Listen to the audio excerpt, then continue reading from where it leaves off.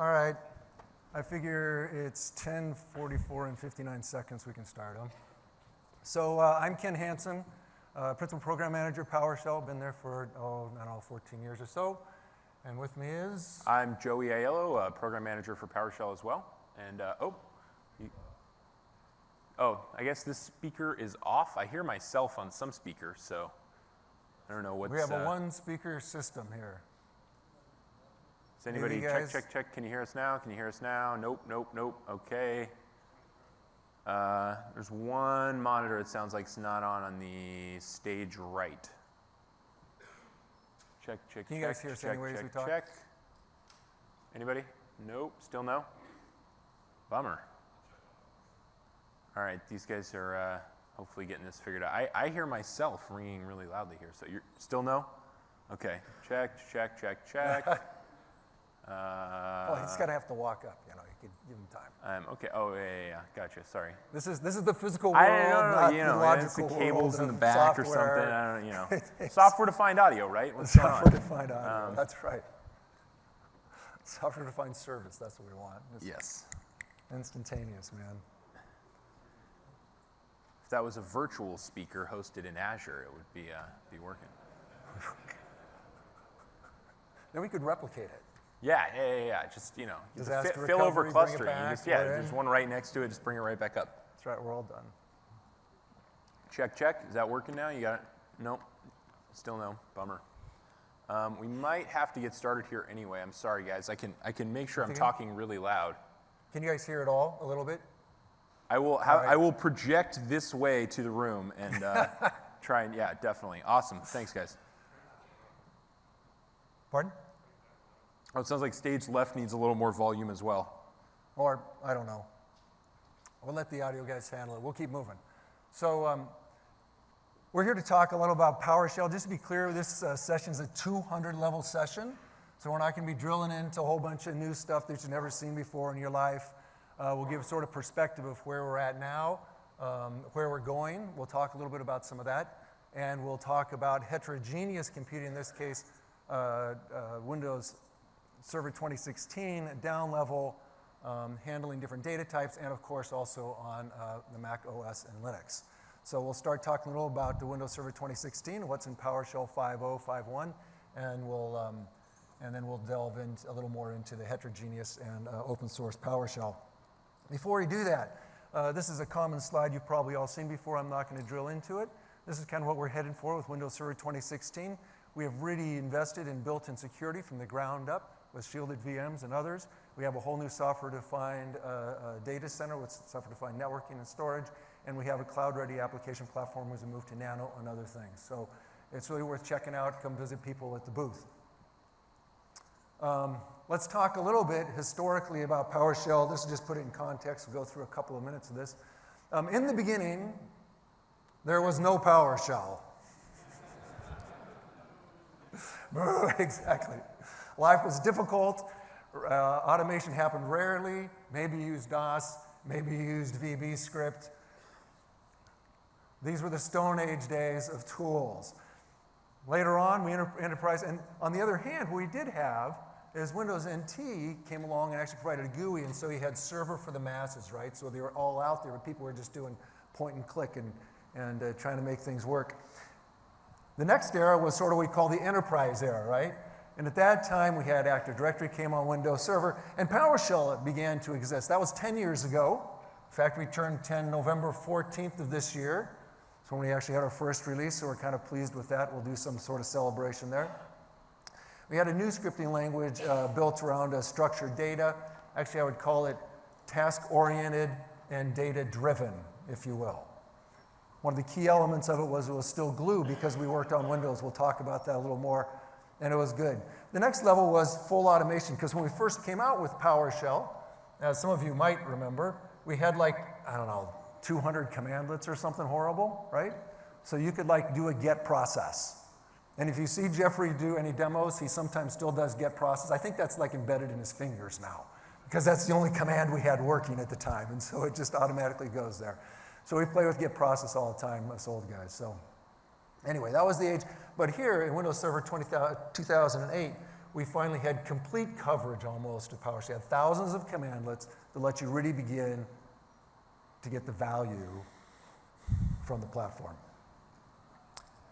The community actually, just to be clear, and this is down here, empowers us.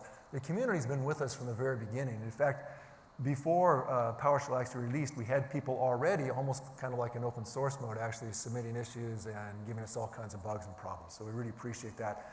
You guys who use PowerShell drive us to make your lives better by improving it, right? So don't stop pushing us, don't stop submitting the issues, don't stop having them use your voice. Finally, we enter PowerShell and the cloud era. That's where we are today. We'll talk about that a little bit. We now have a set of stronger DevOps tooling, introducing DSC, desired state configuration, which we put out in 4.0, and in 5.0 really expanded in terms of making it more robust, more complete, a much stronger offering and presentation. We have this pester testing framework. How many people, just to be clear, if you all use PowerShell, just tell me, please. God, thank you. All right. I will go through a boring demo for some of you just to make a particular point to emphasize it, but I'll get back to there. And how many of you have used desired state configuration? Excellent. We got some of that. So the rest of you have not. We'll do a little touch there again as a 200 level. And then, how many of you have used Pester? Okay.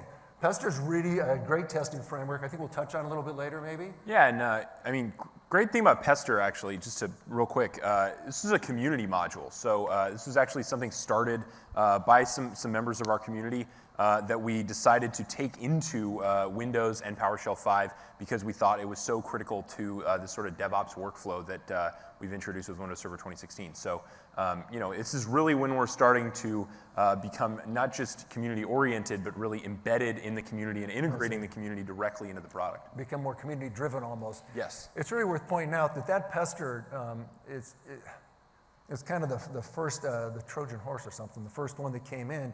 We were the only one who actually shipped an open source generated binary in Windows Server. And you have to think about what that would have done to us like 4 or 5 years ago, right? I wouldn't have this job, but it's true. But with Satya, he's made a huge change, and his leadership team he's brought in, they have been very focused on delivering what you need to drive adoption and get your jobs done, and we absolutely love that. And so that's enabled us to do things we could not do before, including, as you know, shipping PowerShell on open source, and we'll show you what that looks like towards the end of the presentation. So that should not be underestimated when you look at Microsoft direction, how empowered we now are to deliver value in whatever way works. That's just, that almost can't be overemphasized, I think. So, but to wrap this one up, yeah, we got, you know, just tons of new features in this thing, and we're going to throw up a slide in a second, but, you know, we're really emphasizing more power with PowerShell classes. We got more security with GIA. This is basically auditing. Auditing logs where your full, you know, deep transcription and encrypted, tamper-proof transcription of all your logs. You know, again, Gallery, we're becoming more community embedded. This is where we're, you know, shipping hundreds of community modules you can install right at your terminal. We're going to be showing some of that today.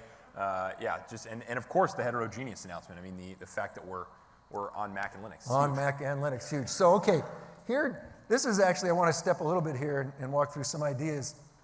Spend a few minutes on this idea of heterogeneous. PowerShell is glue. How many have heard this concept before? I don't know, but I get it deep in your mind somewhere because we think of ourselves as glue. And it's not like we did that by choice, right? We did that because we had no choice. We were the first shell on Windows, and the configuration data for Windows is a pig's breakfast. Right? You've got it in the registry, you've got it in text file, you got it in XML, you got it in CSV. Some of it's not even accessible in files at all. It's only available via APIs, right? Some of it's just in a GUI. It is just all over the map. And so anytime we try to take something like a bash or a normal Unix approach to things, there was nothing to operate on because they all assume text. And so given the necessity of the challenge we faced, PowerShell said, oh, what the hell are we going to do? It was actually part of Jeffrey's insight. He had 2 or 3 key insights that really have driven us here. And he looked across and said, okay, we got to create something that actually makes sense out of this. And we actually created a thing called the extended type system. We don't talk about it a lot. I just spend just a little bit on it. It's the thing that actually allows you to talk to all other types of objects. So with the extended type system, we actually don't talk directly, or did not talk directly to .NET. Now we can with some of the new compiler work. But what we did instead was, in fact, you had a PowerShell object, and that thing knew how to talk to .NET or COM or WMI via what we called a type adapter. Now it turns out those type adapter interfaces are public. You could write your own type adapter. If you had a particular API or a particular data set that you actually wanted to expose directly into PowerShell, highly integrated, you could do that with an extended type system adapter that you could write. It's just a .NET class just derived from it. Look it up, you can have a good time with it. But we wrote our own for COM. That's how you access COM methods as well on the Windows side of the house. You with me? Along with that, though, we also did something else, which is a little more easier to get your head around, which is the convert froms. You know, you can convert from string, which is an awesome new function coming out there. You can convert from JSON, convert from XML, all these things that brought then text data into the pipeline. In fact, let me just play with that just a little bit here, if you don't mind. There's this new thing, and everybody's pretty aware of this, right? This invoke web request. Invoke web request can go against like any URL, right? So if we're down here, let me just play with it a little bit.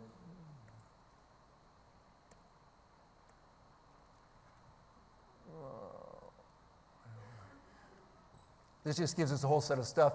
And you'll notice that we've been kind of thoughtful about it and have played out a certain number of fields and properties. But if you really look at the content of this thing, it's JSON, right? It's text, but it's a special kind of text. So we can get smart about this, turns out, with PowerShell. How does PowerShell think about that content? Well, we can't get past it, right? If I do a $i content, you're all familiar with getMember, right? I hope so, because if not, well, you will be soon, right? I can't do much. I can do toLower because it tells me that it's a string right here, right? It's a system string. I can't do a whole lot with it. So instead, what we could do is we could, in fact, do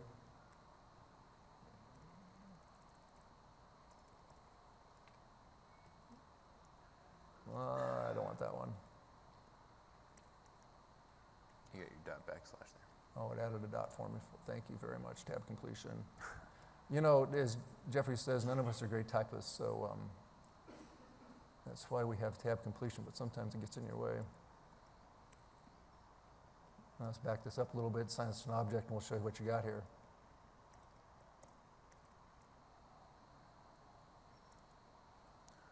So again, we're just going up and hitting the GitHub REST API here. And as Kenneth was saying, just spitting back pure text, but that's not useful to us in an object-oriented pipeline. So now we just convert from the text and convert from JSON, and we automatically get this object back that parses it out, and we can access it. You all with me? So just to the next level of detail, you get it. But this idea, this concept of saying, we're going to take text, we're going to take anything and suck it into the PowerShell environment is a key element of what we call the glue or PowerShell everywhere. How do we begin to just grab value in? Because then we can do analysis on it. Now, there's a little better way of doing this. It turns out that we got a little smart, and we said, hey, look, instead of just invoke web request, you can use invoke REST method. I don't know how many people used invoke REST method before. Highly useful. It knows it's getting JSON, so it's a lot smarter, right? Invoke web request goes against any website. Invoke REST methods. That's, oh, I'm going against REST API. I can do this, because otherwise I have a hard time remembering, what it means. So we'll just sit here, and if we wanted to, we could drill all the way down through this. Let's just do a... And what's cool here is that just like with a PowerShell commandlet where you're looking at tab completion and get help and so on and so forth, you've got some sort of meta discoverability here, right? So you do this invoke REST method, and all of a sudden GitHub is spitting back to you a bunch of the methods that you're able to execute against this REST API. So we're sort of learning about the REST API. We don't even have to jump into GitHub's API documentation to find out what kind of stuff that we can do here. Which makes it a lot easier. So it actually becomes, it's not just glue, it turns out it's very discoverable glue, right? You can actually figure out what it is coming along. And as you see here, this is a PS custom object. Everything's really a PS object underneath in the internal bowels of the thing. This is a PS custom object, all these note properties we get added. If we had a type adapter and JSON allowed us to do like functions, you could actually see script properties or other property types show up here, and we could actually access them directly. But we can't. So if we take a look at the get member, now let's just do this real quick here. Run the selection. What you notice, hey, we got a bunch of repository things. That's cool. Let's take a look at this repository. Maybe we can figure it out. This is the PowerShell repo. Yeah, so if you'll see down here, you see, and can you guys see the text in the back, by the way? You guys, can I get a thumbs up or a thumbs down? Thumbs up, I see back there. Okay, thumbs down. Okay, can we get a couple control pluses here? Control plus. Maybe 2 or 3 of those. Is that good? Thumbs, good. Awesome. Okay, good. So yeah, you'll see here at the bottom, like GitHub's telling us, you've got this, if you want to look at the repository, you can do /repos/the-owner/the repo. So we're just plugging that in. Repos, we're the PowerShell, we're the owner, and we're going to our new open source repo for PowerShell. That's it right here. This whole thing just told us here's how you do that. And so now we just go to the next thing. You go, hey, we want to find out about like some stuff going on with all of our GitHub issues, right? People are filing all these issues, and so we'd like to see, is there some API, extension on that repos that'll tell us about the issues in that repo. So we just pull in this exactly as is. We run the selection. And in fact, $issue. I'll just run the selection here. Fix my typing. And we get a whole lot of issues. All right, so there's a better way to do this. We actually had a little function. In fact, if you take a look at this right here, what you have is this is just a function we wrote. It turns out as you start to do some of these, this is word noting. This is a small technique you might want to learn. Sometimes they have paging. And so in this case, we just wrote ourselves a little routine because it turns out you can only fit so many issues on a page. They actually return from you with invoke REST method. And if you have more than one, you have to sort of go through and sort of aggregate them. It's a pretty simple algorithm. This is it right here. So we just wrote a little function that it did exactly the same, invoke web request, gets the next one, converts from JSON, and writes it and aggregates slowly but surely into this issues list. So I'll just cheat for a moment and leverage that function just to finish off a little bit and show you how far you can take this.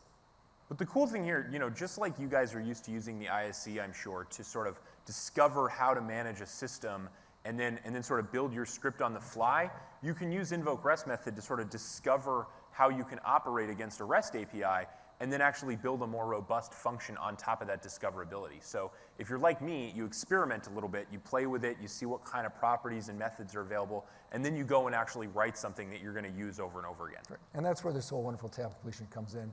So I won't bore you too much more, but the basic notion says issues gives us all these things. You can start sorting by comments because you can discover them, right? So as soon as you go to issues, you see issues. You see this thing called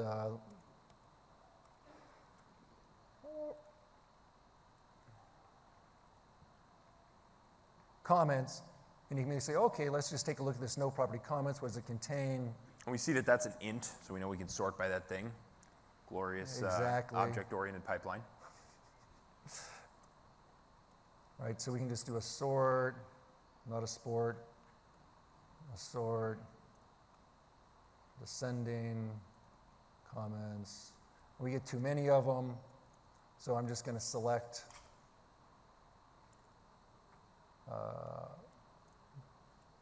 tab first 10. That's great. And of course, you can do the format table, just make sure it all makes sense. And so this is how you can actually start to play with the system and start to figure things out, right? So this is just sort of the basic notions. But the key is, if you go back, it simply says that from the beginning, we've had to do this. Now, this is JSON. right? Now, as they start to look at the Unix side, Linux side, what they have is they have a -JSON output for every command.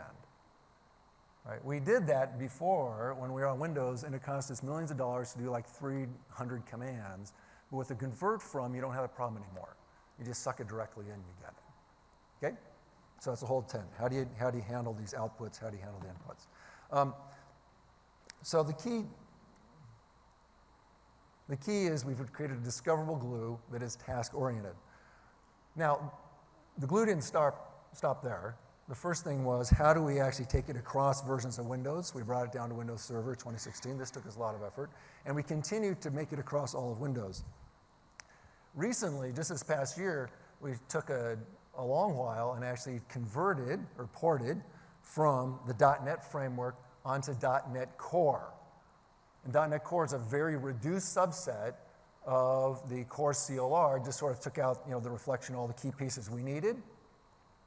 And they compiled that, and that's what we layered PowerShell over. So we actually worked with them to make sure it sort of worked together. So we actually had just the right pieces that PowerShell would work, and we sort of went back and forth as to what types we would need and what types they would implement and how they keep it small. And that's what's shipping in Nano. This is the core application platform for Nano servers. So all these sort of born in the cloud applications, that you need to be a lot lighter weight. You're designing them for containers and cloud-oriented infrastructure. You're going to build those on .NET Core and Nano servers. So now you've got PowerShell in .NET Core. Absolutely. And the key here also is, and by the way, the PowerShell and .NET Core over time will be side by side. So you actually run version 6, version 7, version 8 of PowerShell Core side by side. So you actually won't break scripts. You actually have a whole new opportunity we didn't have before because Core CLR allows you to do that. We're on Nano server. And now, of course, as we announced August 18th, we put not only PowerShell on open source, but we ported it to the Mac OS and to Linux distros. A whole series of Linux distros. It was pretty well received. We actually spent some time at LinuxCon. It was kind of fun to get our photo taken with Linus and so forth. That was kind of a fun little event for Microsoft. They were kind of wigged out, but it was an experience. The key here, though, is it still benefits you guys tremendously. Here's the promise we've made from the beginning of PowerShell, and this we hold pretty tight. Jeffrey calls it the sacred vow, and that's we know that your guys' hair is on fire. And learning a new language, or learning how to use DSC, or learning how to use convert from JSON, or learning how to use this new function pretty cool called convert from string, none of these things look like a bucket of water. So our promise is that if you take the time to learn not just PowerShell, but to learn something new, that we will make that more and more and more valuable every year. And that's what we've done here, I think, in particular with the PowerShell open source. Your expertise should be more valuable, more broadly used, more accessible. You should be able to do more things with it and manage more types. We'll always try to live by that, make it more useful every time. So that's the stick. PowerShell as a glue, we're proud of it. All right, let's talk about where we're headed to now in the so we have sort of implementation. three themes of the talk here, power, velocity, and ubiquity. So the idea here is that as we're entering this sort of cloud era, the scale of everything is increasing and the complexity of these interdependent components at a cloud scale together are exceeding the sort of skill and manual ability of you guys, right? So in many ways, we need to make things more powerful so that you can do more with less. Equally, with velocity, I'm sure you guys are being demanded, having more and more demanded from you as time goes on, and you're really being forced to change more rapidly than you were before. And we're in the same boat. I mean, we got to ship Windows faster, we're shipping PowerShell faster, we're putting more out all the time. So we keep moving faster and faster, the rate of pace of change. And then, of course, the last one, ubiquity, everywhere, make sure your skill set's extended, keep learning it. That's the heterogeneous environments. They are the norm. And the one I didn't talk about in the prior slide was, on-prem, in the cloud, and of course the hybrid case. And that's growing also. That's another case where PowerShell will start playing everywhere, particularly as we bring PowerShell more and more to the cloud. what would that look like? We're trying to figure out exactly what that experience would be and how we would best leverage your expertise in the cloud moving forward now and in the future. So we never stop thinking about how we expand your value as we start across the entire management landscape. Because yeah, one shell to rule them all. It's all right. Keep going. Don't tell anyone I said that. All right, PowerShell 5.0. Did I mention we did a lot? There's a velocity. You get that sense. This is kind of an eye chart. We're not going to go through it in detail. We're certainly not going to demo all of it unless Joey's able to introduce us to it. I'll be at the booth later. You can, if you guys got a favorite we don't show here. That's right. There's some cool stuff here going on, though. If you just take a look at the sheer volume of stuff on desired state configuration, what we really did was with 4.0 was kind of a .8 release. And with PowerShell 5, it comes into its own. There's still a few things that cruft the edges we'd like to clean up that are still there.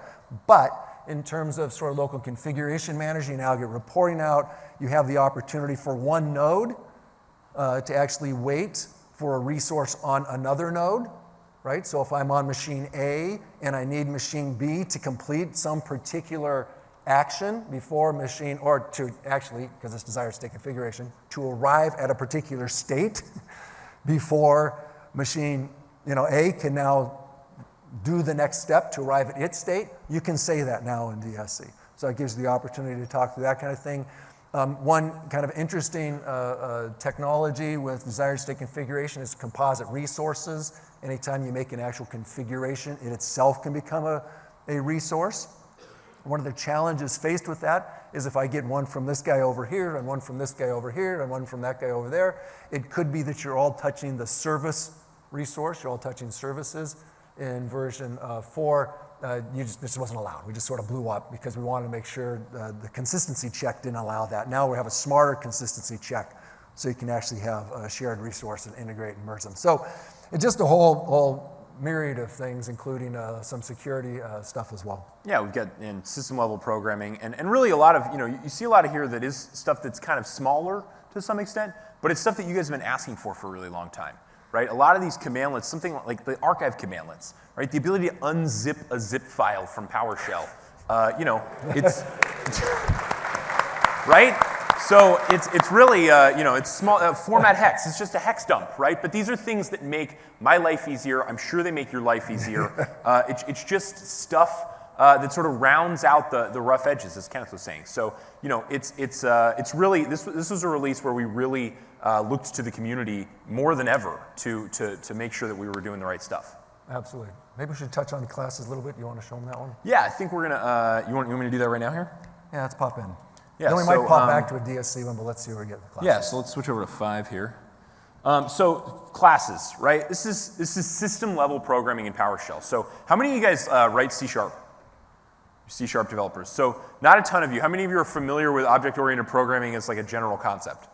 Okay, cool. So hopefully, right, because we're dealing with an object-oriented pipeline here, but we added some stuff in PowerShell that sort of brought some of the more runtime-y constructs, right, where you're sort of always emitting stuff to the pipeline into more of a parse time construct. So this is the ability to really, define stuff up front and really write any kind of application you want in PowerShell. Right, a little more expected. So you don't automatically write stuff to the pipeline now with...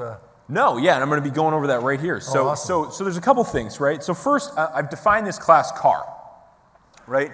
And you can think of a class as sort of an encapsulation of some properties and some methods. So kind of similar to like a PowerShell module, but this thing's actually going to define an object type. And it's actually, as Kenneth was saying, PS object under the hood, which goes all the way down. It's really a .NET object under the hood. But here I've said, we got a car, and I've made up another type here, car color. And this thing's an enum, so you can kind of think of it as like a validate set. I'm giving it, a range of values that are possible, and what's cool here is this automatically is going to show up in tab completion, right? So if I say car color here, I've got to define this enum. So that thing's defined. I can say : and I'm going to get all these options right here, right? So I can tab right through. I've got all the types. I love tab completion. Tab completion's great. And then I'm actually going to declare this class here. So this thing's got 4 properties, and again, I can give them whatever types I want. Car color is called paint color. We got the year, make, and model, an int, and 2 strings, right?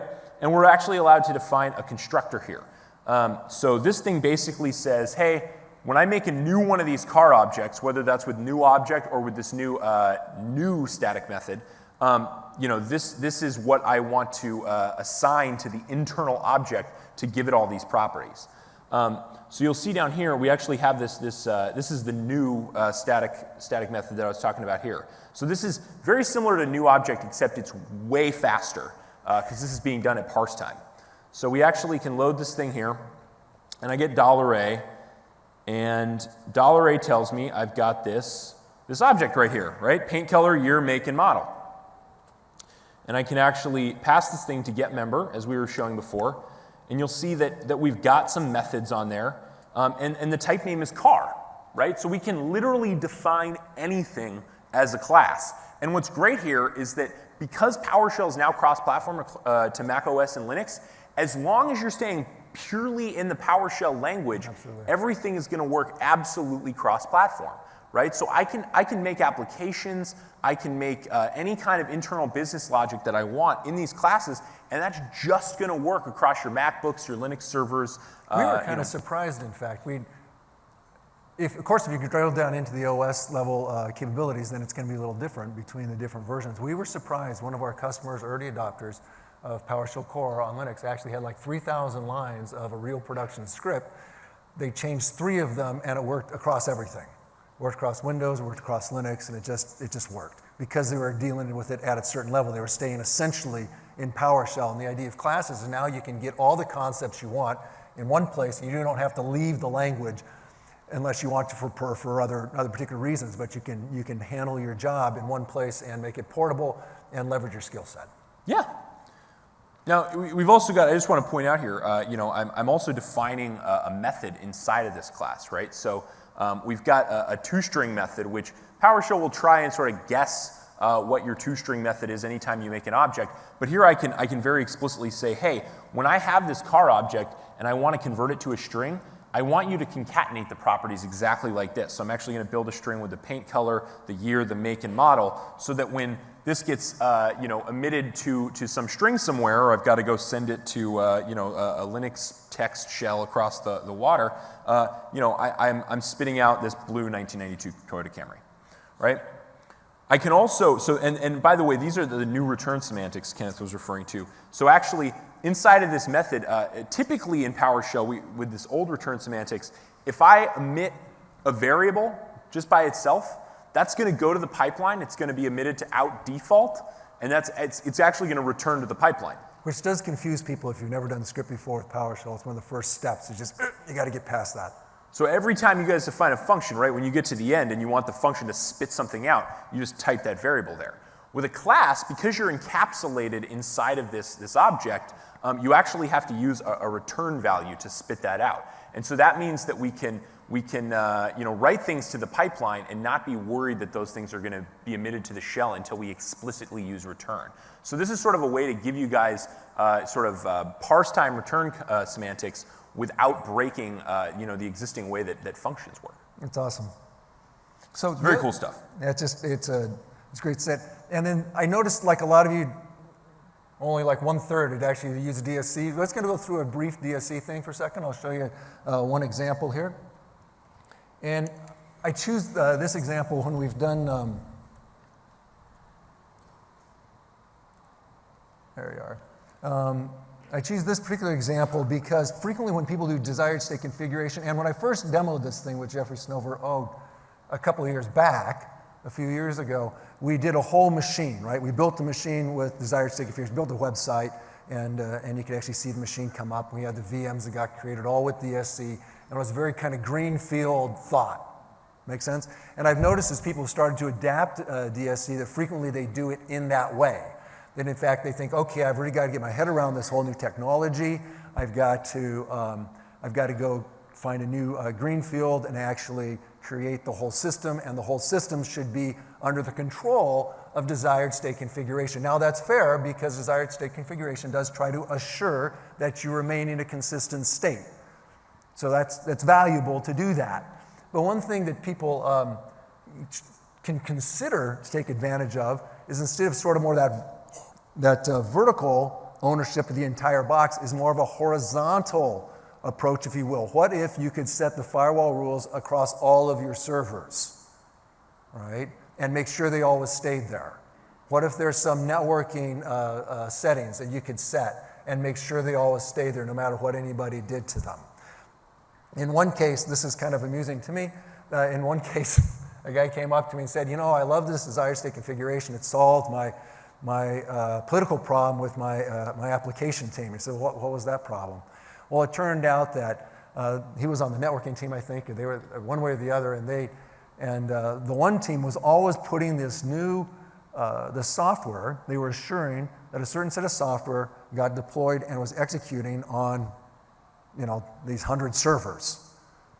Well, the problem was that their algorithm for deciding which servers was not 100% perfect.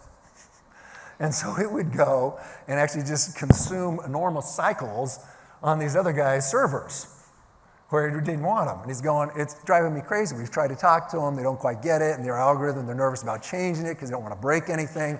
You can just picture this, right? And so what I did was I've taken DSC and I just split out a service configuration, and all it does is assure that that service is off. And those machines are off on my machine. So anytime they put it there, every 15 minutes I just remove it. Right? So we actually solve it. It's there, gone, there, gone, right? So he says, I don't have to talk to him anymore. I'm okay. We're friends, you know? Because before I did, now there's probably better ways to solve it, I'm not saying, but you know, if you just think outside the box a little bit, I think there's some opportunity here. And so if we take a look at this, let's see, let's take a look at it. So I'm going to add a firewall rule, and you'll see here there is no SSH firewall rule. And this is basic desired state configuration. I won't go through the syntax too much. It simply says, hey, look, we want to ensure that the SSH firewall port rule and the remote ports are set to 22 and 22. Remote port is 22, local port is 22. These look very similar to, you know, the parameters you see on the new firewall rule commandlet, right? But this is a declarative syntax, so you're simply saying, hey, I don't care if the firewall rule's there already. I don't care if you know, it's configured differently. I just want a firewall rule called SSH that's got these properties, period.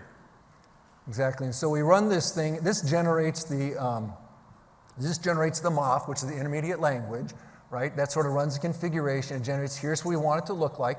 And part of the reason you have this intermediate step is so that you can create one of these things, he can create one of these things, and you can actually merge them together. We call those partial configurations. So you can have different departments operating in a joint and coherent way, if you will, actually on a particular configuration. That can be really valuable, you know, again, to avoid problems and letting you continue to operate the way you are. Let's see, so I should be able to do a start DSC configuration here. So you actually want the 27. So what we're doing here is we're basically saying, hey, we've got this, it's going to apply to the local host. And this thing, we run it with the wait, verbose, and force parameters so that we see all the output here. Typically, this would be logged to ETW. And just to make it obvious, I think you guys run this before, we do a check, we do a test to see if it's there, it's not there, it sets it, it goes ahead and sets it. And in theory, up here, do a refresh. I'll go down outbound, how's that? There you go. There you are, woo, I got an SSH rule. And in fact, protocol and ports, there you are, the 22. Make sense? Now, if somebody fat fingers this, which could happen, change to 23. So this is your application developer that you're arguing with all the time, coming in and just, you know, changes your port for no reason. That's right. But every 15 minutes, this thing's going to do that test again. And it's going to say, hey, do I still have a firewall rule called SSH? Yeah, you can just on do a port get 22? local configuration. It'll tell you exactly what it is. In fact, oh, should I do that here? Get local. DSC local. DSC local configuration manager tab. So this thing's basically going to tell us, hey, we're in this apply and autocorrect mode, and we can edit this, so we can just say, actually apply and monitor and just log to my ETW logs when this thing's wrong so that I can fix it. But in this case, we actually want it to just go in and fix it And then there's automatically. another mode just to actually test. We got all kinds of modes now in PowerShell 5 and 5.0. So if you just want to test, okay, am I compliant or not, you can do that with a test DSC configuration command, or you can do apply and monitor, or you can do apply and autocorrect. So this is apply and autocorrect. We're not going to wait 15 minutes to prove our point. Instead, we are going to do what I'd call a ping here. We're just going to do okay, use the existing one and reapply it. So this is exactly the same thing that would happen every 15 minutes. Exactly. And here you'll notice again that the test fails. It says, oh, okay, let's make sure it is. And if I go back in here, and in theory, I refresh, the magic should have happened. Voila, Boom. There you are, okay? So DSC, an easy way to sort of make sure things set, stay, or at least are known in a consistent way, and the declarative syntax is a good benefit. I just want to get people's heads around also in particular pondering how to apply it incrementally. So just like PowerShell, when they first came out with PowerShell, people would say, well, should I throw away my VB scripts and port them all? And the answer is, oh, hell no. Don't do that. Keep what you got, but anytime you do a new project, look at PowerShell, see if there's something you want to do, and if you're investing a lot in an area, then consider it. Same thing with desired state configuration, bring it incrementally into your environment. Yeah, find that thing that you keep having to go back and fix, and just put that in a config, right? And you're going to slowly build that thing over time until it represents your whole environment. Okay, PowerShell 5.1, we made some improvements here. There, sort of cleaned it up. Tons of bug fixes between 5.0 and 5.1. Tons of bug fixes. Again, this is sort of the long tail of community feedback that you guys have been giving us. One of my favorites here, if you guys see those performance improvements in the corner, so we got some feedback that 5.0 is taking a little too long to start up. So we just went ahead and quadrupled how fast it starts up. The first command invocation when I'm coming into a new prompt is actually 13 times faster after I've run PowerShell for the first time. That's awesome. So this is, and for each object in the pipeline, twice as fast for any invocation of for each object. Huge numbers. So it's worth looking at. Package management, of course, continues to improve. So let's see, we've gone through desired state configuration, we've gone through classes. And by the way, you can write DSC resources now using classes as well. So if you want to sort of represent the structure of some system that you're managing in that declarative way, you can build a class for that thing. The other thing we've touched on a bit, we won't show a demo here, is the sort of new security available in PowerShell 5, PowerShell 5 on Windows Server 2016. In particular, we have this logging and auditing, so we know who's done what on the system to a level of detail that they can't escape anymore. PowerShell is wonderful, it's powerful, and so not only do good guys like it, but bad guys like it too. And so we sort of had to close down a few opportunities for them, or at least to make them very discoverable. And so Lee Holmes and others on our team are really into security. In fact, for PowerShell 1.0, because we had an original security challenge to us by the corporation, we ended up been focusing on it ever since. So the auditing and logging is really worth checking out on your servers. Oh, this is awesome. Yeah, so PowerShell Get. Again, you guys are probably pretty used to going out to the web, finding a module, downloading that thing in a zip, unpacking that zip to some folder.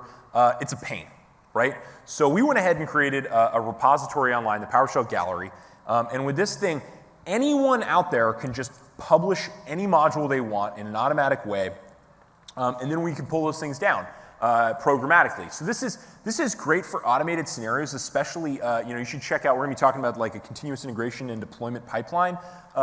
When you're standing up a container or a test agent or a VM that is cold booting, you need it to go grab some module dependencies before it does a bunch of work, right? So this is a pretty common practice you're going to see now more and more in the wild. We're doing this with all of our GitHub developed stuff, where you just go ahead and install all those modules right at the get-go on a fresh VM. So I'm going to show a little bit here how you can sort of discover modules here.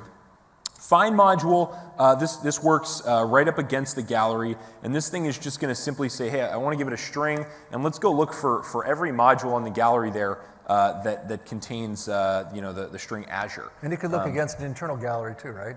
Yeah, so we've actually, and you should check this out on GitHub, we've actually got a DSC configuration that allows you to deploy something that looks very, very close to our PowerShell gallery in your own internal environment. So you can share internal artifacts here as well.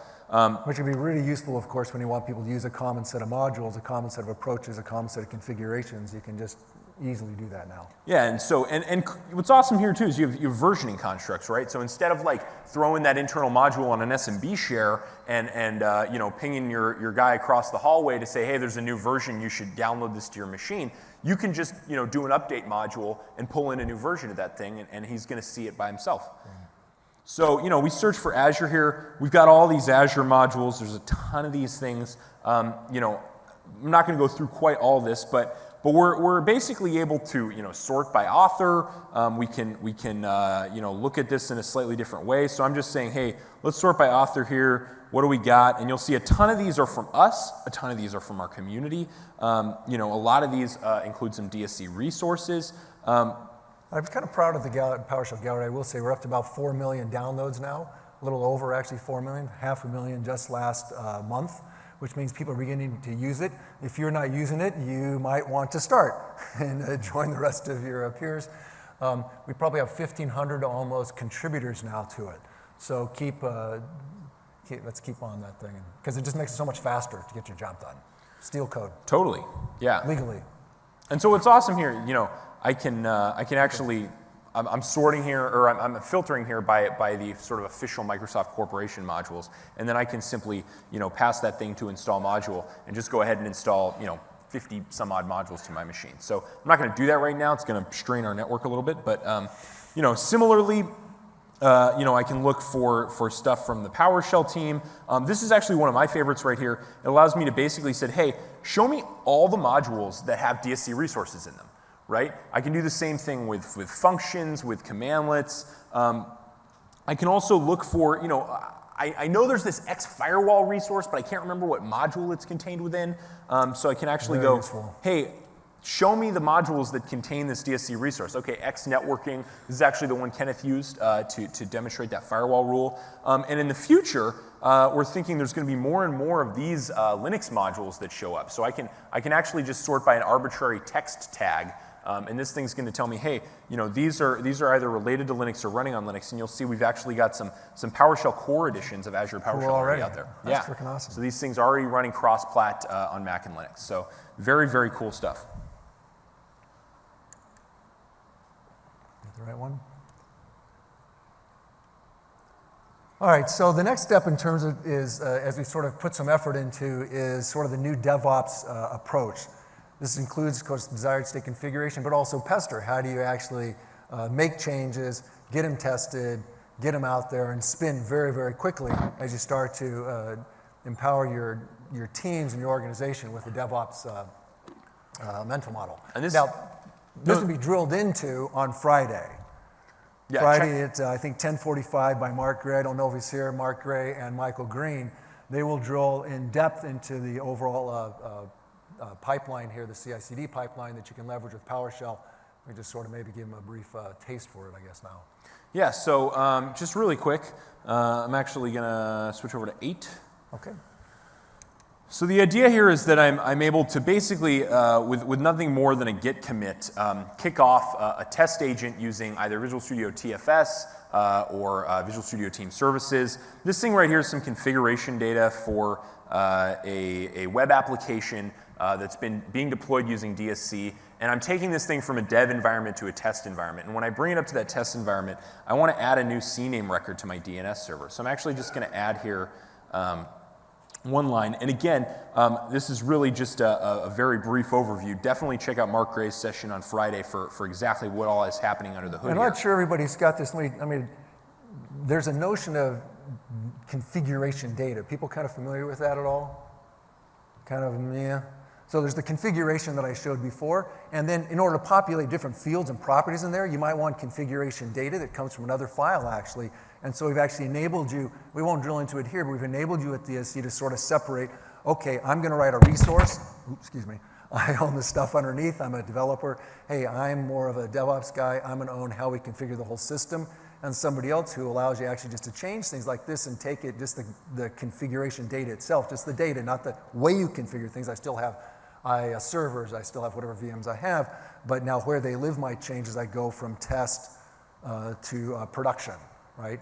So you can think of these as really parameters, sort of, that you're passing into a generic DSC configuration. So you're saying, hey, I want to apply, a slightly different values for some generics inside of a larger config. So he's just changing the values. So I'm just changing one little value here to say, hey, we want to add, this is our DNS server role, we want to add one little extra component in this environment. And the cool thing here is all I've got to do when I've set up my continuous integration deployment pipeline is simply make a push to a Git repository. And you'll see right here in VSTS, this thing just automatically kicks off a build. And this is integrating a ton of the DevOps tooling that we've built into PowerShell 5.0. So when this build actually kicks off, what it's downloading all of its dependencies with PowerShell Get. It's cloning the repository that contains these DSC resources and all the application assets. It's going to invoke a bunch of pester unit tests to make sure that the configuration that I'm building is in fact a valid DSC config. And then it's going to apply that configuration and use pester again to check to see if my web server is available, that my ports are open, and that the content that's being spit out by the web server is what I expect.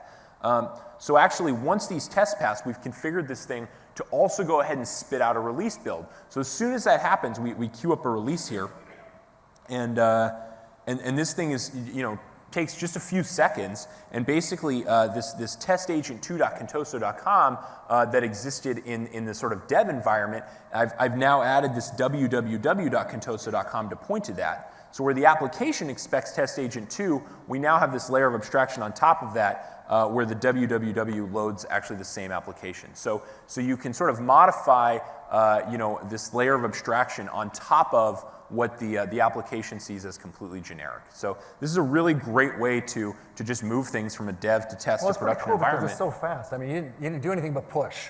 Yeah, right? just a and Git then push, as soon as right? it does a push, just to GitHub, and it's a private repository, of course, you don't have to make it public. Or a public one, whatever you want. You just automatically test it, you deploy it, and if you can figure out how to begin to incorporate some of these ideas, I think, into our environments, then over time we'll be able to increase the velocity and the consistency, because what I love about this is that the tests, the idea, there's many ideas that go with DevOps, but one of the ones I like best is that the configuration goes with the code and the test goes with the code, right? So we're testing at the same time we're deploying, so you automate all of that, and it spins through, and PowerShell is really useful for doing that stuff. Yeah, so definitely check out Mark's session on Friday. Just really, and one of the things I love here too is we're just totally agnostic to platforms, right? I mean, we use AppVeyor with our GitHub modules. With the Linux stuff, you can use Travis CI. You can use Jenkins on-prem. There's all kinds of stuff you can plug this into.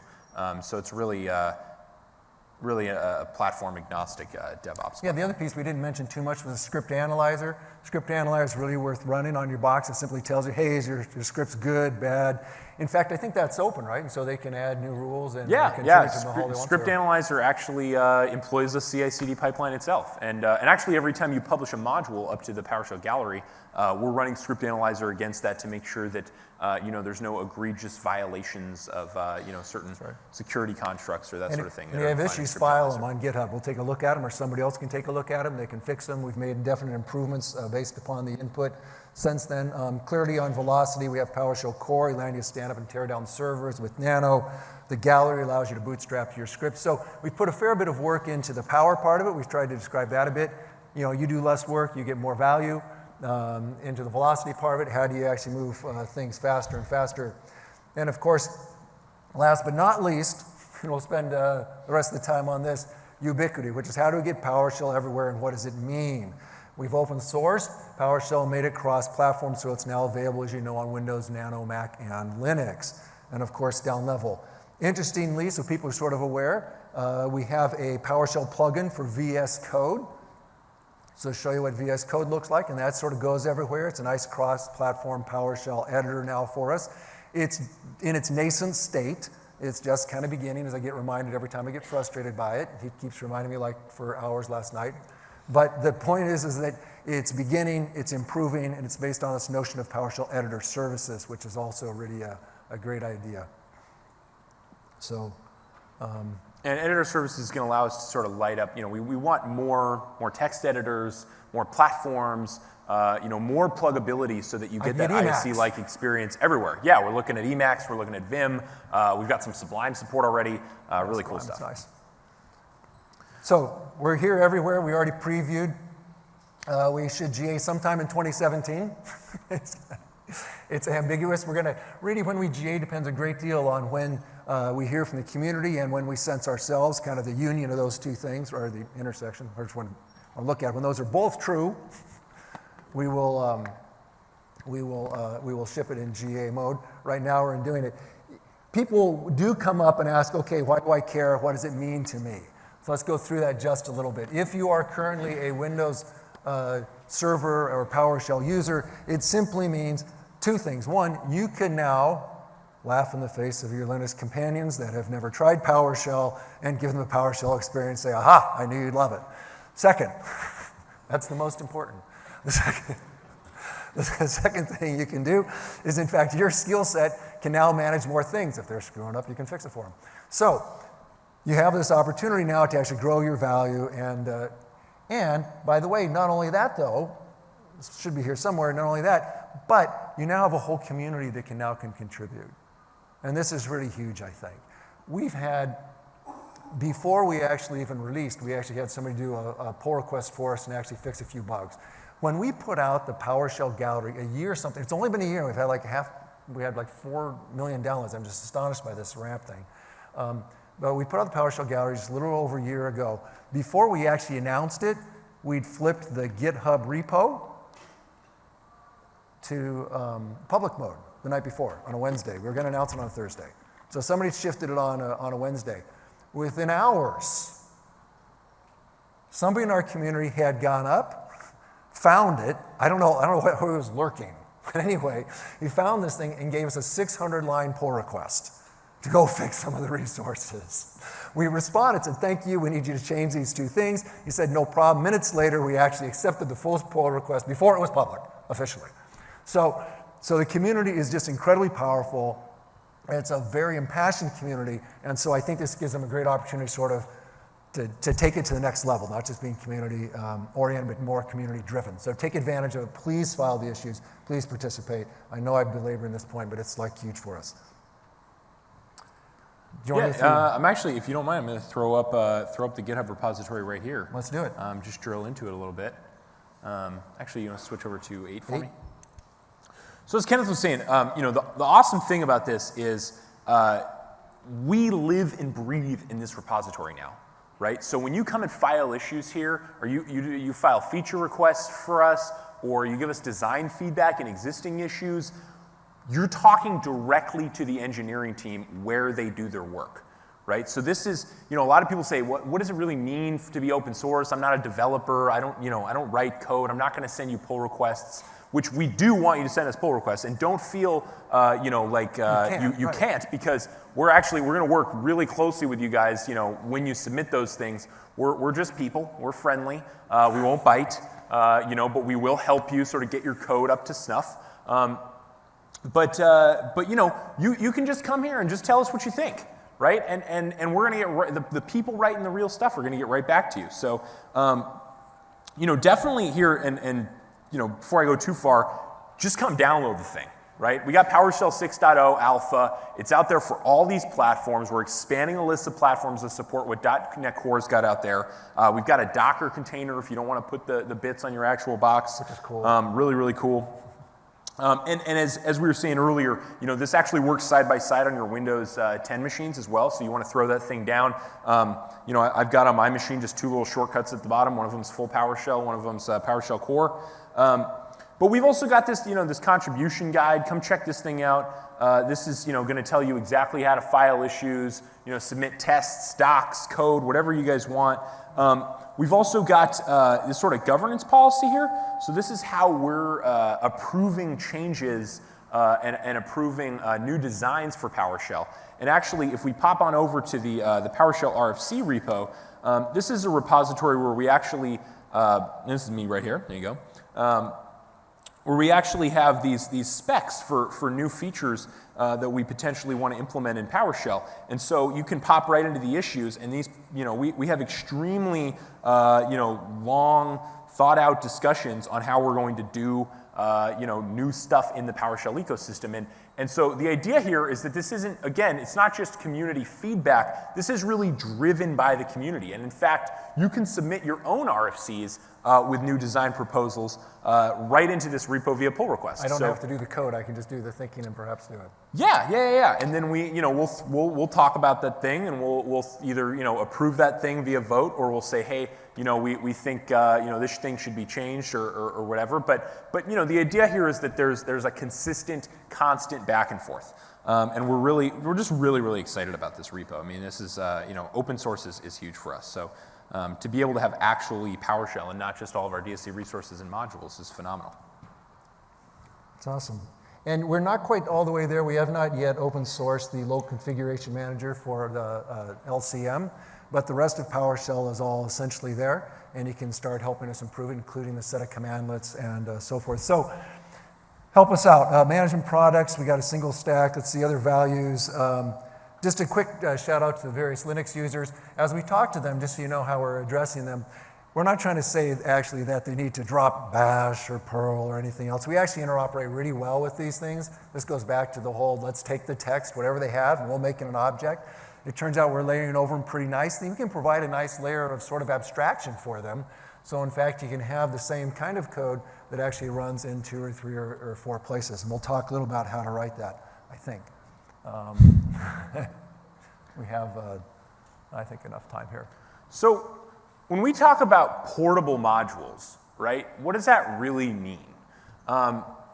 There's really 3 ways that you can write a portable module, and it really depends on whether you're looking at the heterogeneous for Windows, Mac, and Linux, heterogeneous across Windows SKUs, heterogeneous across Linux distributions. So first we've got .NET Core, right? When you're writing a binary module, or you're using add type and new object and static method invocation of these .NET objects and reference assemblies, or assemblies, excuse me, as long as you're staying in pure .NET Core, they've taken care of the cross-platform stuff, right? And so you'll see this with get process, right? Our binary get process commandlet is just going to work the same across every platform because we're using the underlying process info object from .NET Core. Similarly, you see more and more of the world, just as we were looking at with the GitHub API, exposed in REST APIs. So at a much higher layer, you're dealing with a lot of these sort of SaaS applications. You're getting back structured data in the form of JSON or YAML or XML, and you want to sort of suck that into PowerShell, as we were talking about. So as long as you're staying in that invoke REST method layer, right, you're going to be able to do this thing across Windows, Mac, and Linux because that invoke REST method commandlet's going to work the same everywhere. So all the stuff we showed before would work just fine. Yeah, exactly. So that invoke REST method demo for GitHub, that's going to work exactly the same on Mac and Linux. Third type of heterogeneous modules, and this is one that we were talking about where it sort of just worked for some people, some of our customers running scripts in production, is where you're relying on native binaries that are ubiquitous across either Linux distributions or across Windows, Mac, and Linux. So for instance, Git, right? Git.exe or the Git binary on Linux basically operates exactly the same. So as long as I'm parsing text out of that thing and either doing some regular expressions or using convert from string or just simply outputting that text to the pipeline, I can use PowerShell in the same way across all these different platforms. And we're actually going to be showing a PoshGit here in just a second. So we've got these sort of notion of conditionals based on different platforms. And so just in case it doesn't go smoothly and easy, you can still put an if statement in there. Right. So this is sort of your trap door, right? So something you actually need this extra little feature on Windows, or something works slightly differently on Linux, and you need to sort of fall back to some conditional logic. So either you can use this notion of PowerShell additions. Right, so you've got, in PS version table, we added this new property, PS Edition. And that thing can be either desktop or core, where desktop is the .NET Framework edition of PowerShell, and core is the .NET Core edition. right? So maybe a type is only available in .NET Full, and you want to say, hey, on .NET Core, I actually have to use some more complex logic. But on Full, I'm going to fall back or use that more rich type. Similarly, you can use uname-a across .NET or across Linux distributions to say, hey, when I'm on Debian, I need to do this one thing, but when I'm on CentOS, I need to do this other thing, right? And so that's a very sort of the heterogeneous across Linux distributions type of conditional that we might be looking at. And then you can also just look for the existence of binaries. When all its right? fails, it's there or it's not. Right. So when I'm doing cron job management, which is sort of the Linux equivalent of scheduled jobs, I might have cron tab on one distro, and I might have some other cron management system. And I'm going to make a higher level of abstraction in PowerShell so that actually a single commandlet could operate against both of those things and pump all of that into a single type that we've defined from a class. We're going to be showing some of that in just a second. And of course, you stay in the, as we said before, stay in pure PowerShell world, you stay in there. Yeah, so as long as you're building on top of modules that have already done all this cross-platform stuff for you, then you can just script against those modules and everything's going to work. Should we show them what the ifs look like? Just yeah. So if we oh yes, excuse me. Yes, let's pop on over to this machine here. This is 5. Now, one thing we didn't demo that's actually worth noting, it just came out, it's really cool, is, and hopefully it will really become more public in just a little bit, we just got internally working, is the ability to actually stay on your MacBook and manage your Windows servers without having to download new bits to the Windows server, because essentially they ported WSMan or remoting protocol to the Mac, to the Mac OS and to Linux, right? So, in fact, now you can actually begin to remote from here as he's getting ready to remote from my Mac or OS all the way over to a Linux box. It's pretty cool. No, and I'm actually, just because this is too cool, I'm just going to show this real quick. Oh, you're going to show it? Okay, good. Yeah. So we've got here, I'm running in an Ubuntu guest here, and I'm going to create a new PS session against my Win10 machine, which is the host that's hosting this VM. And again, this isn't out yet. We only support local accounts and basic authentication. Which is a challenge you're looking at. But we'll get there. But I'm going to create a new PS session exactly the same as I would on a Windows machine, right? And this thing's going to prompt me for my local password. I'm going to stick that thing in. And again, this is going to work on your MacBook, so you don't have to run VMs anymore just to remote into your Windows servers. And just to be clear, I'm sitting inside of PowerShell Core. This is 6.0 alpha. And I'm actually going to do an enter PS session on this new session object I just created. And you'll see, boom, I'm on my Win10 machine, right? PS version table, I'm on 5.1 desktop edition. This is .NET Full now. Super Desktop awesome. is the way we talk about Windows PowerShell, Windows Full, just because it's got the And who am I? stuff with it. I'm Joey on my Win10 machine. So this is, seriously, you don't have to run your 6 gig VM anymore just to remote into your Windows servers on your Mac OS. Hey, invoke command works too, doesn't it? Yeah, it does. So I've got this object here, and I can actually do an invoke command against this session, and I'm going to do a script block of a get process. Because get process is cross-platform now. Doesn't even have to be, because we're running this one on the Windows machine. Windows side, I don't care. So this thing, boom, it just batched it up. What kind of object is this? That's our process object. Awesome. And there it is. Those are my clearly Windows processes that I'm getting on my Linux machine. So PowerShell everywhere, awesome. heterogeneous. It's the wave of the future. So really quick, fun stuff. I got to kill that to get out of there. Like I said, just got this working. That's right. So here, I just want to talk really quick. This cron tab module looks like we got a few minutes left. So this thing, again, we're defining a cron job object. This is going to work across any distro where cron job is there. Normally on a Linux machine, I would be stuck using sort of come on. This is the Visual Studio stuff we were talking about, Visual Studio Code with a PowerShell adapter now to it. And as we did note, it is mostly working. It's not completely, it's out there. Excuse me. It is good to be running PowerShell. Yes. I'm good with that.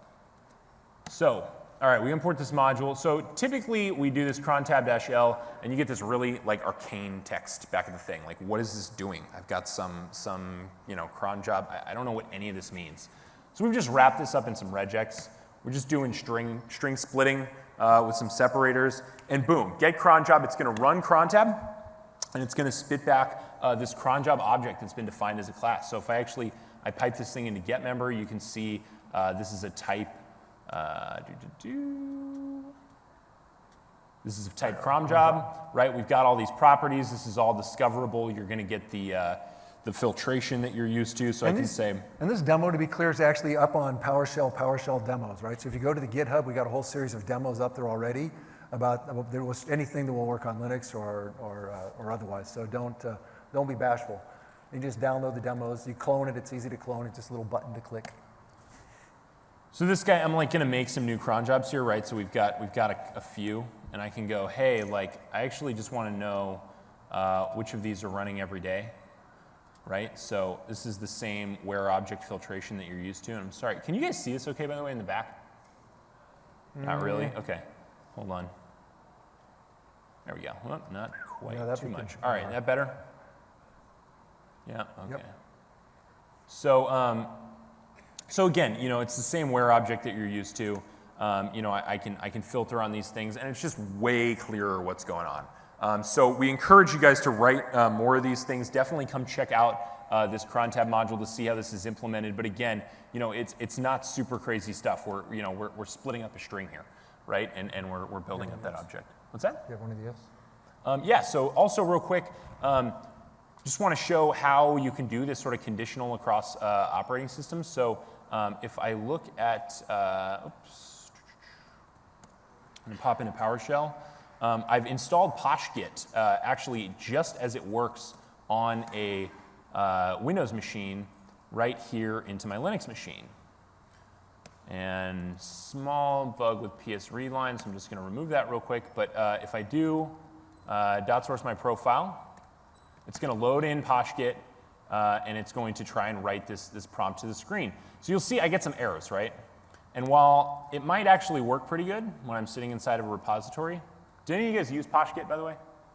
Yeah, it's awesome, right? You get this prompt right on the screen that tells you, whether you're behind or ahead of your remote repositories and whether you've got some unstaged commits. Super cool stuff, right? So we've got this prompt now that's PoshGit, but again, I don't want to see this error every single time. So let's look at this thing, right? It says operation is not supported on this platform. Okay, that's on line 94 of getPrompt.ps1. So let's pull this thing up. I've got it real handy right here.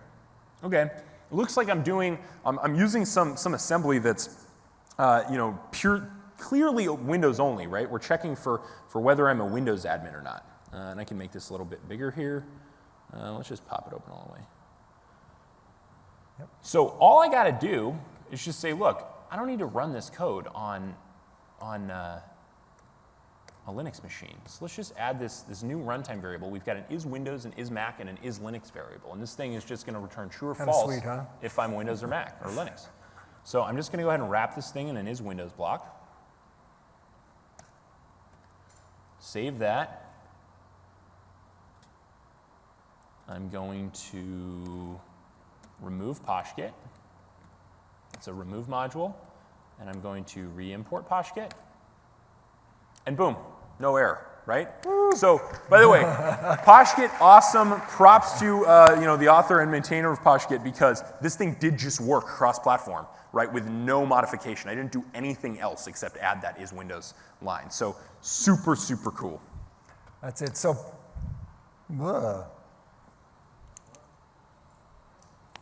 it's coming. It's coming. There it is. Whew. All right. So basically, PowerShell everywhere and contribute, make it better, grow. One thing worth noting is that not only can you file bugs, submit feature requests, give feedback, you can also contribute not just to code but to documentation. If there's a typo, just fix it. It's okay. Unless you don't want to fix it, you don't have to, but I'm just saying, if it's bugging you, fix it. You're empowered. Don't wait on us. We're working, but you might be able to help us future. There are other related sessions, kind of worth pointing out really quick. Jeffrey Snover and Don Jones, I believe, are actually doing their PowerShell Unplugged annual sort of event worth going to, just watching them do their shtick. Even if you know PowerShell really well, they're fun to watch. Gain insight to release pipeline, although doesn't talk about it, does drill into somewhat DSC, and is the deep drill by Mark Gray and Michael Green on how to really implement and what it really means to do a CI/CD pipeline in your enterprise, and that's really worth your time. And then, of course, Stephen Owen's got another intro to PowerShell Hub Talk that's kind of fun. Stephen's fantastic. I learned tons about PowerShell. I will note that the PowerShell homepage we just put up here we just put it out again last year. We did a few things that way. It's now had, I think we had 250,000 views, actually 250,000 unique visitors actually in August. There's valuable stuff to go look at it. Any announcements we'll blog, but we'll actually keep them there live all the time. It's easy to get to the PowerShell repo from there. And of course, you have PowerShell open source and so forth. Don't be shy. Other sessions, OMS actually has some great sessions on Thursday and Friday that talk about DSC. And thank you. Definitely, we really appreciate if you guys can evaluate this session. As it says, your feedback is really important. Really hope that you guys enjoyed this. So thank you again. Thank you all. Thank you.